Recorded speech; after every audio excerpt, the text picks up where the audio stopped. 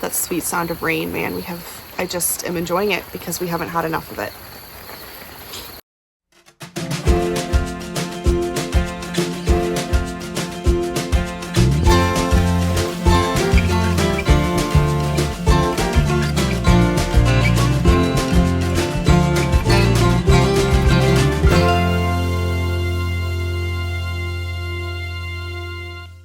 Hey everyone, it's Britt here with Green Bee Flowers. Now, I know that it's been about a month since we talked last, and I wanted to kind of bring you guys in on some of what has been happening the last month, because August got away from us, and I myself have been pretty burnt out by what has been probably one of the most challenging months of flower farming that we have ever had here.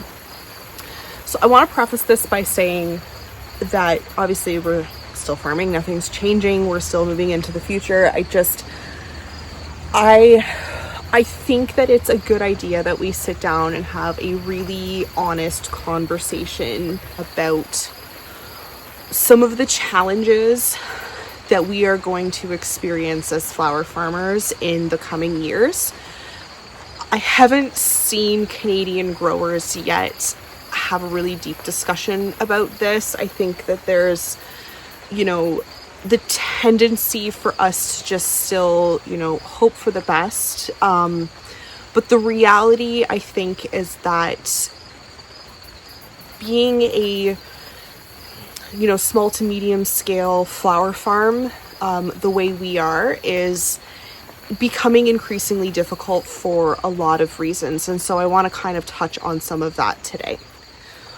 August was by far the hardest month I think we have ever experienced for flower farming. This year has been the hardest year we have ever had for flower farming, simply because of climate. I think there's two schools of thought when it comes to dealing with the reality that is climate change. And I see this kind of like in conversations, in Facebook groups and on the internet amongst growers, where there's a tendency to not want to talk about it or not acknowledge it. And then on the other hand, there is the reality, I think, that a lot of growers that are heavily affected by it are wanting to have these conversations without feeling like those who don't agree with you, because their lived experience is different, are telling you that you're wrong, right? And so there's this back and forth narrative going on where, these dichotomies of opinions are not balancing, whereas the science is saying absolutely climate change is a real thing. And I think this year in Southwestern Ontario, specifically where I am, we have experienced the realities of what climate change and flower farming is going to look like for us. For context, we are a very moist, and I know how much we hate that word, area of Ontario. I live in the middle of the Great Lakes Basin, which means that we have large bodies of water on either side of us, which normally means in any given summer we have a lot of rain. We are very hydrated. And you can hear that right now, finally, at the end of August, it is raining. But we had 4 whole weeks this summer without rain, and those are drought conditions that our climate is not used to. You can see this evident in trees that are already starting to change color earlier this year than in years past. We see native trees and native bushes that are really, really struggling because we're no longer in a climate that is conducive to them growing. But we can also see it in how our flowers are responding on the farm, how different weeds are coming up this year. And for us, for 4 weeks of not having rain, we were in active drought warnings, smoke warnings, and fire ban warnings where we are in Southwestern Ontario. I'm about 2.5 hours from Toronto, 3 hours from Niagara. And that part of Ontario definitely experienced a summer that was far worse and far more challenging, I think, than what we have experienced here, because those parts of Ontario were 2.5 hours away from where some of the like the wildfires were burning in Ontario, and in places that they haven't been this far south before. You know, it's heartbreaking to go and to watch, you know, other farmers that we've loved through the course of the last 5 years, specifically, you know, out on the West Coast, some of them that are in the prairies, and seeing their, you know, responses to the wildfires that are impacting their communities. It's an entirely different thing to live in, you know, the Great Lakes Basin and be put on air quality smoke alerts and potential evacuation notices in communities that are, you know, 3-4 hours north of us, where we wouldn't see this in a normal summer. Ontario did not receive rain in some parts for 6 weeks. On the whole, the province has only received about 40% of the rain that we get on a given year, and I cannot begin to describe to you how incredibly dry it's been, to the point where it has not been safe for our farmers, our staff, to be out in the farm, because the way the smoke settles in the corn and soybeans around where we live, the air quality has been terrible. On top of that, August was the hottest month. It was heat warnings in July and August this year in the like high 40s made it unbearable to be out here. And with the added humidity, it meant that our bodies could not sweat and cool down, which means we couldn't be in the greenhouses to weed. You can see where I'm sitting at this back corner is where we put our seed trays in the spring, and you can visibly see, like, around me, the weeds that are in this area, because it was not safe to be in here. We had to make some choices this season about what crops were worth saving and what crops we just wanted to let nature take its course on, because we didn't have the ability this year to soak the ground 3 inches every 2 days with water, simply because our drip irrigation isn't fast or robust enough without the supplemental rain to keep everything hydrated. So we had to make some really hard decisions this year as to what was going to survive and what wasn't. We lost our entire crop of amni.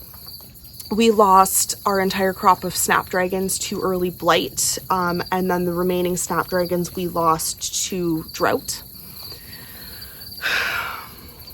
Our asters were and are short and bloomed dirty, for lack of better words. We lost our straw flower. We lost a lot of vegetables that we'd had planted on the farm because we decided that it was more important to pour the efforts of hydration, the water, into our dahlia field and into the lisianthus beds this year, as those are, you know, our highest value crops on the farm. All of Ontario has really struggled this year. And farmers that are telling you that this year has been the best year for them, I think, are living in a different reality than a lot of the rest of us. There is pretty severe limitations on harvests from a lot of large growers. Dahlias in particular this year have been really late because, as you know, dahlias don't love to grow in like crazy 40-degree heat.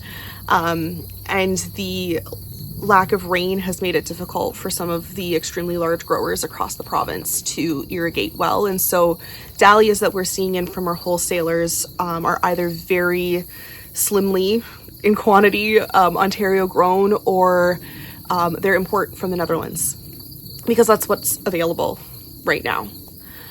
And I think there's a lot of growers across like the northern US that have been experiencing, you know, similar conditions that we have, that are used to very like wet and, you know, hot summers, but not such dry summers. You know, at one point I was walking the field like the first week of August, and I kind of broke down a little bit, because at that point we hadn't had rain since the 20th of July. And I know that it was the 20th of July because I was walking to Tim Hortons to meet a friend of mine that it was visiting from the US. They had been at the Western University for a trombone festival, and we play Minecraft together. And so we're the first two of the group to meet in person, and it was a big thing. I'm a gamer. If you followed along, you know that already. And I distinctly remember that because July 20th is Joseph's birthday. And we hadn't had rain at that point. It had been 2.5 weeks already that we had not had rain. And I had been walking through the field, and I could just feel the tension in my chest as I was literally kicking sand along the path, the road area between the corn and the dahlia fields, because it wasn't even topsoil at that point. It was like beach sand. And we've been growing flowers on this particular plot since 2020. And I can say without hesitation that I have never, ever experienced conditions like that on our farm. And for some of you that may be normal, but I think it's important to understand that for us, it's not. Climate change is such a, dividing conversation amongst people because it looks so different for different people. Canada is warming faster than countries and places that are closer to the equator because we are where it'll be felt the most. Our climate is very hot to very cold. We have cold winters. We have the Arctic, and we also have things like glaciers melting and, all of that. Canada also has a lot of the world's forests and the world's peat moss, which is a whole different conversation to have. But when our forests burn, which there are active, very intense forest fires as I'm making this video in 6 provinces across the country. Nova Scotia right now being the worst, which is unheard of. Nova Scotia does not burn, which is wild. And as of a week ago, it was finally declared that the fires near Wasaga in Ontario were under control, and burn bans have been lifted in most of Southwestern Ontario. This year on the whole has felt very bleak. And when I say this year, I think I mean the last 6 weeks have felt very bleak. Not because we don't love what we do, not because the flowers aren't still beautiful, but because there's a lot changing for Canadian flower farmers and Canadian small businesses in general. And this is a broader conversation, I think, that stems from political policies, whether or not you agree with them, that are affecting small businesses across the entire globe because of decisions that are being made by the current US administration. But it's also we got notification from Flowers that they will no longer be shipping to Canada any of their seed products because it doesn't make sense to apply for the licensing to do that amidst the changes. We're seeing backlogs on orders for seed from Johnny's that are not great on timing. Packages and parcels that are being stuck at customs for longer than they should be, which is putting seed scheduling behind for a lot of growers. And Canadian seed companies are not equipped to deal with the change yet in seed quantities or varieties needing to be ordered, because this is really the first year we've had to deal with these sorts of changes in our relationships with our trading partners. A whole list of snapdragons and other things that I wanted to order up from Johnny's, and we're very seriously sitting and thinking about what can we bring in from like more local Canadian suppliers? I live like an hour and 45 minutes from William Dan Seeds. If I have to cut varieties of flowers and grow exclusively from Canadians, it's going to be a heartbreaking loss because we don't have access to every variety here in Canada that we have through Johnny's, or Bell or any of the other like large companies. So there's hard decisions that need to be made. We're also seeing a change in buying power this year because of, I think, the culmination of, inflation and interest rates and, small business owners that are struggling just on the whole.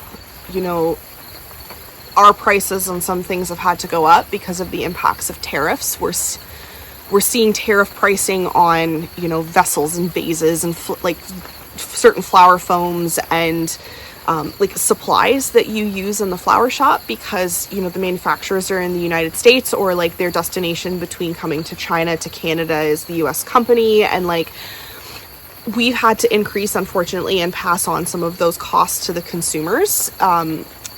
But you're also seeing less, I think, flowers being bought at farmers markets because people don't have a ton of extra money to be purchasing anything besides essentials.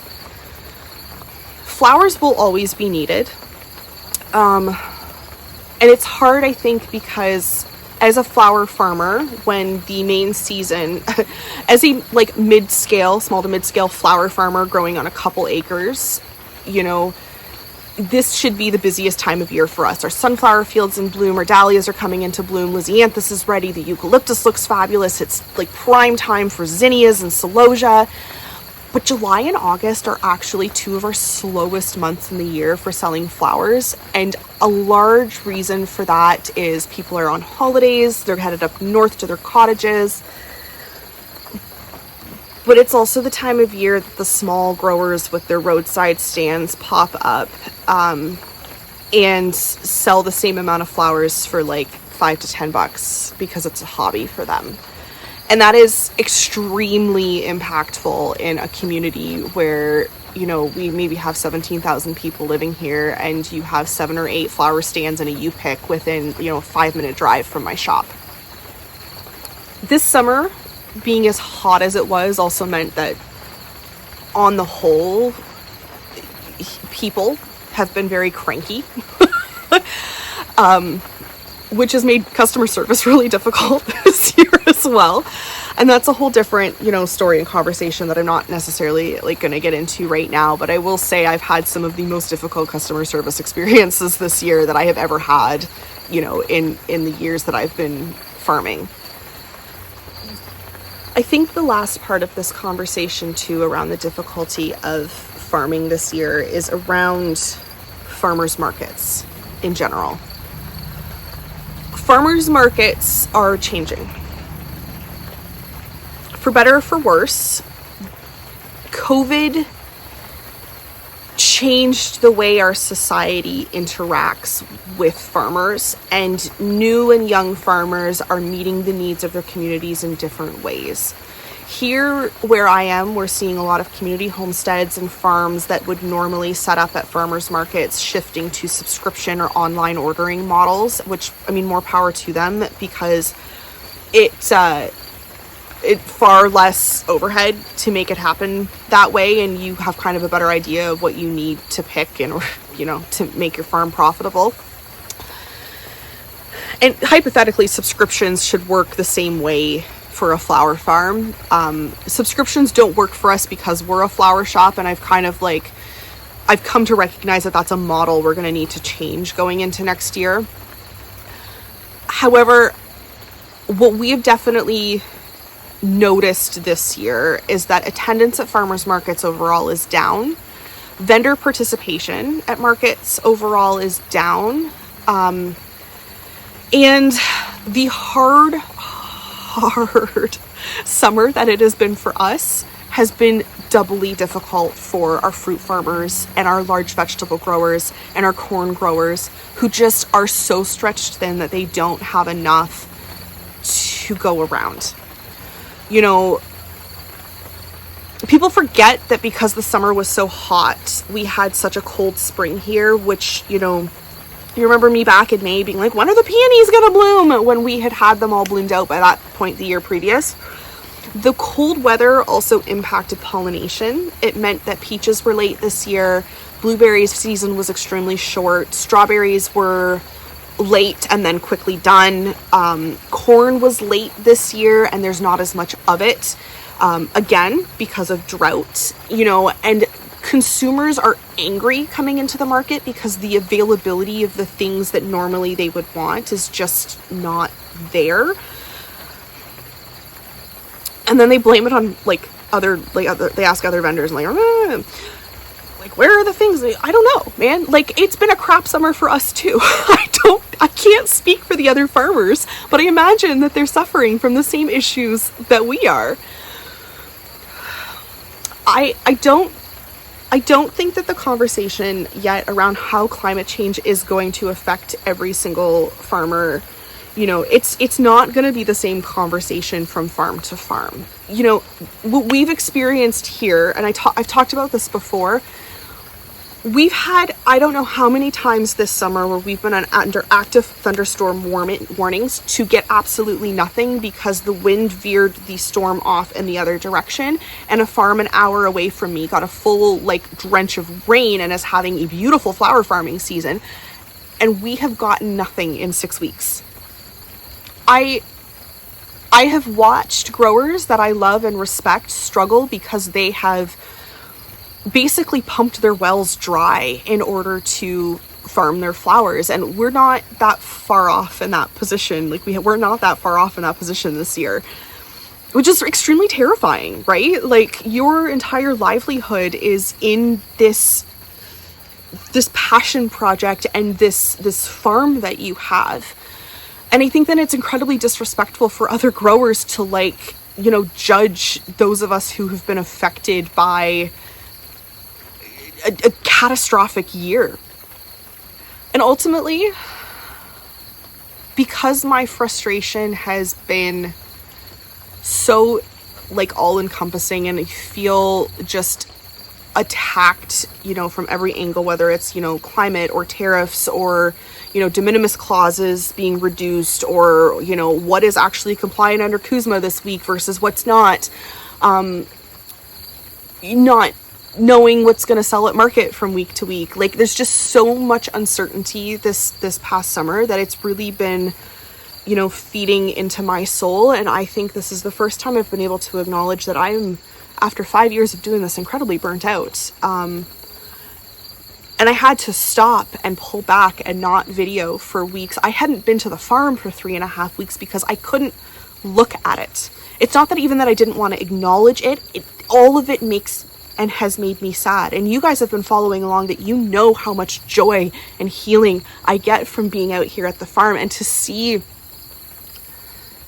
so much of what we've worked for just overrun and exhausting and heat stricken and taken out by drought this year. It's been a lot. So right now we're in the last week of August, and we're coming into the long weekend, and for us it's the last farmers market of the season, because of the way the market runs and the way the structures work with the Business Improvement Association downtown. The final market on the streets is this weekend, and I don't know what to expect because long weekends are traditionally not very busy for us, but I have a lot of flowers, so we're going to harvest them anyways, which isn't going to be this video. I know that there's a lot who watch flower farming videos and you're here for the pretty flowers. And I get that. I've gotten comments on some of my videos, talking about the fact that, oh, the farm looks so messy. But it is a farm, right? And as much as you can try to mitigate issues that come your way,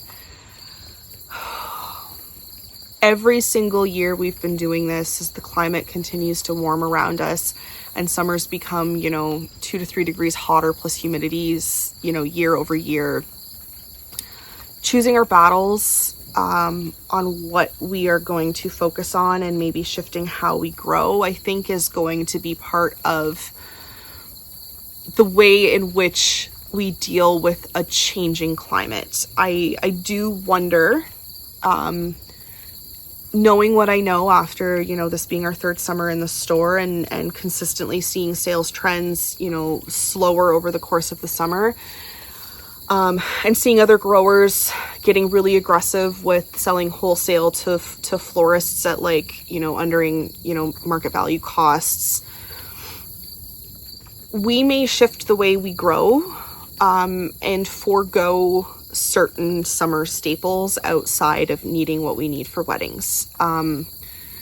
Because it is heartbreaking to be in a place, where you're putting all of this energy into growing flowers to not see the return on that in the height of your season.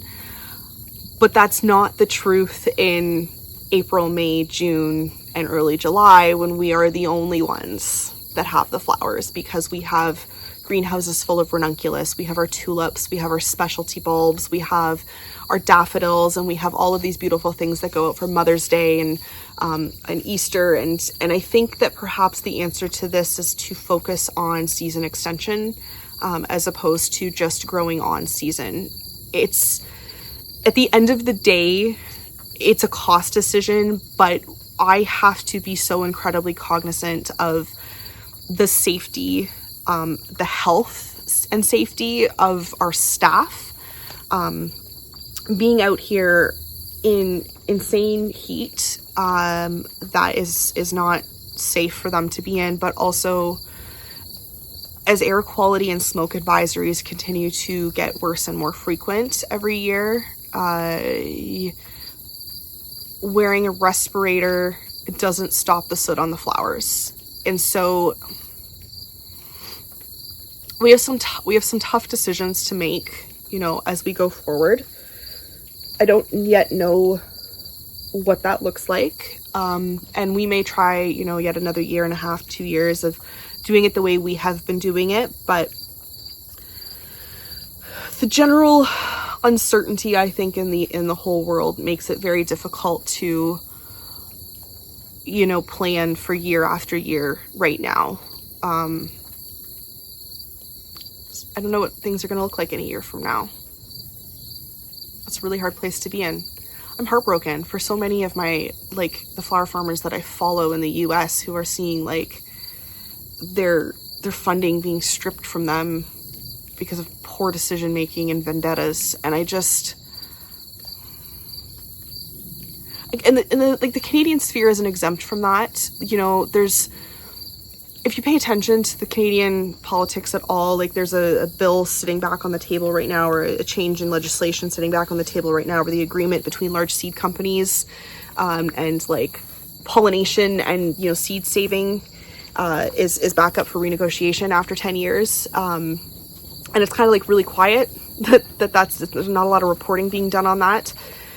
And that could be extremely impactful for not just vegetable farmers who might be growing patented varieties of whatever vegetable that they're wanting to cross-pollinate and kind of create better biodiversity for our food chain, but it's also going to be impactful potentially for flower farmers who are starting their own seed from scratch, right? Patent law in Canada around plants is so different from the United States, and these negotiations come up every 10 years, and it's just really been sliding under the table, and we don't yet know how that's going to impact us from year to year. How is that going to change what varieties are going to be available in Canada, simply because, the large companies are going to come after you if you try to cross-pollinate something, right? There's so many layers to all of this right now. And I think about these things, and now I'm just kind of starting to ramble. So I should probably rein that in. Anyways, so that's the video.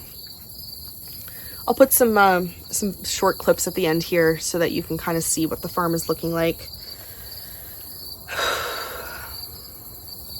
I just think that this is a good conversation that needs to be had, because I do worry that on the whole, farmers try and make everything on YouTube look very nice. encouraging. Their flowers are supposed to be pretty. But there's a lot more going on behind the scenes, I think, that needs to be discussed if we're going to have an honest conversation about how to do this in the long term. And not just us, everybody, that us is a collective us. There's a lot of struggle across the board this year. A lot of growers struggling with different things across the country. But it has been incredibly heartbreaking to watch my country on fire this year. So that's where we are. So thank you so much for listening to me ramble. I don't know if I'll necessarily respond to comments under here, but I will read them. And I don't necessarily think we need to be arguing about climate change in my comments, but I do think that wherever you stand on, the earth is warming situation that we're in, I think that we're in a place where there is recognizable damage happening in ways that can't be mitigated anymore. And that's a really hard conversation to have. So, thank you so much for watching, guys. And I will catch you in the next video, whenever that is.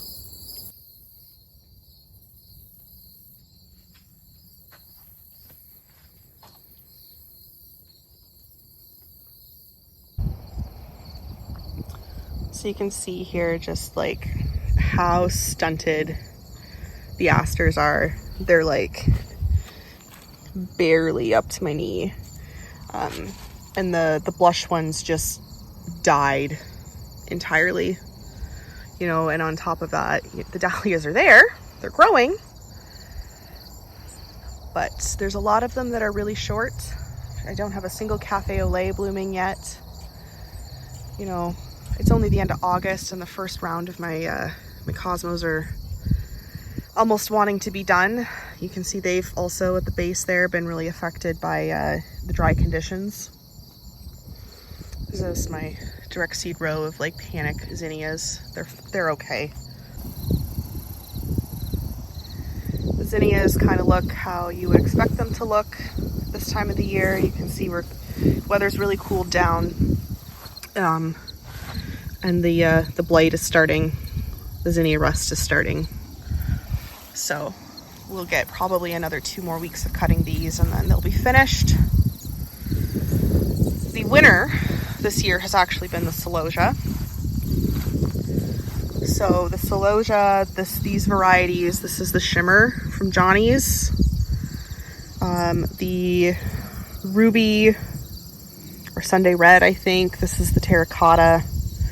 I will be seed saving from our celosia varieties this year. I will not be reordering. I'm very impressed with these. Somewhere back in there was the gomphrena. It got lost, and this is about the nicest amaranth we've grown in 2 years. 3 years? About 3 years. You can actually see it's got some height to it in the back. But when we come over to this section of the farm, this is really where you can see like a lot of the drought damage. Our entire crop of foxglove just did not make it this year. It had no intention of surviving. It was too dry and it wasn't a priority for us to weed. We had a pretty awful feverfew year once it kind of like warmed up. So we've got some young guys from Nick's dad's business that they're coming in to do some like weed whacking for us today. But I'm going to be going through hopefully and collecting some seed from the feverfew. Again, I'm trying to not order if I don't have to. The really big one here, so if we head kind of down this direction, this is, I think, where it's most heartbreaking, because these are crops that I put in specific spots, because when it does rain, these are points on the farm that flood. So I was trying to be very proactive, and Like, this is my like euphorbia, which like it's okay, it's not great, but out of the like 500 plants of straw flower, that's it. I have like, there's like 100 surviving plants there. They just couldn't make it this year. And then similarly, you know, the Dara looks good, but on the other side was the Ami, and the Ami completely died. We couldn't even get it irrigated before those seedlings had already just burned themselves out, because after we planted them, it had been a hot minute since they'd gotten water. You know, in here too, I had baby's breath, Atriplex, you know, like all sorts of really cool stuff that was planted, completely gone because of drought. And watering this section, like, there just wasn't enough for us to go around. We couldn't get things watered fast enough. You know, the Rudbeckia is okay. It's fine. It'll survive because it's a perennial. You know, and then maybe that's the other side of the answer, is that we have to look at putting in more perennials onto the farm to deal with drought. I don't know. You know, even the yarrow.